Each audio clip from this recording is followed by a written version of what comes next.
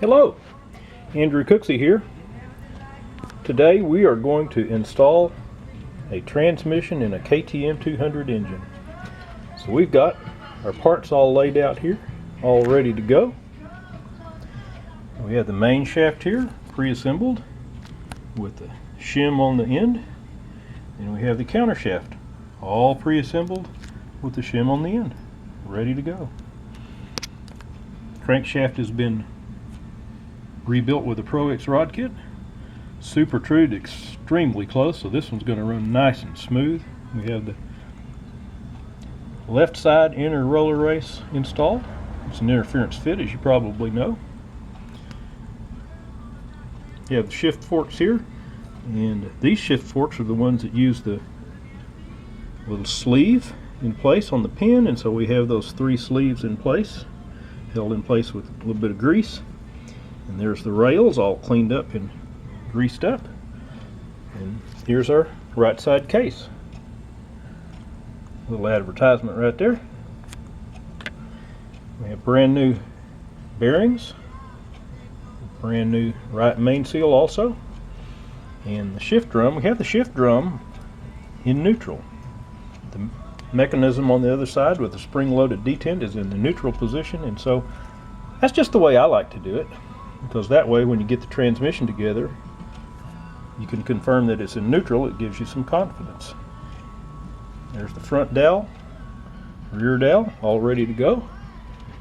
And of course we have the left side case, all new bearings and all new seals.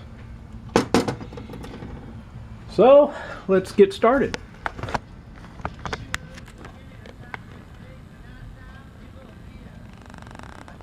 Alright, that ought to be good enough. Turn Bob down here a little bit. Alright, the first thing that I like to do is I like to get the transmission, put it together, and I hold it in one hand. Put the gear back on here, shim back on here. And the way I like to do this,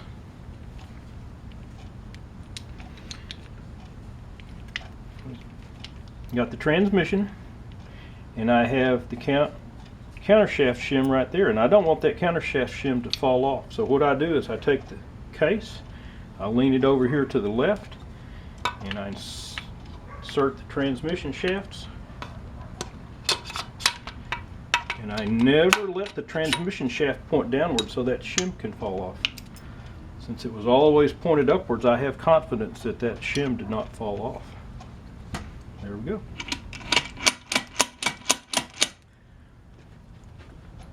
Okay.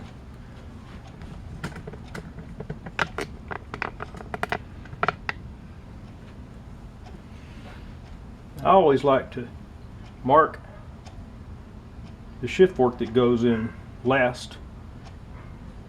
So we're going to put the first shift fork in on the counter shaft. Got a suitable tool to reach in here. Our little sleeve is still on the shift fork pin. We'll put the front shift fork in. There we go. And we put the last shift fork in right here.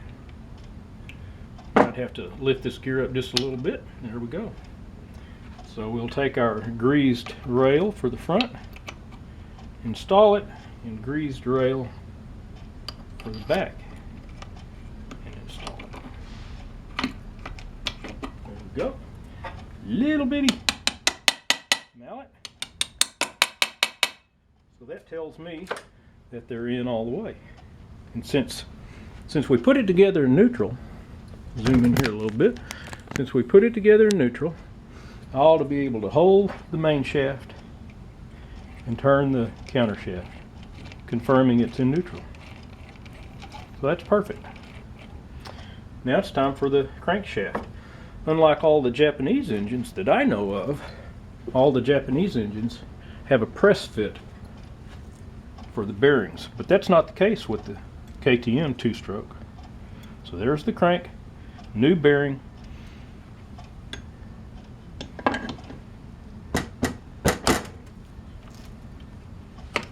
And there it is.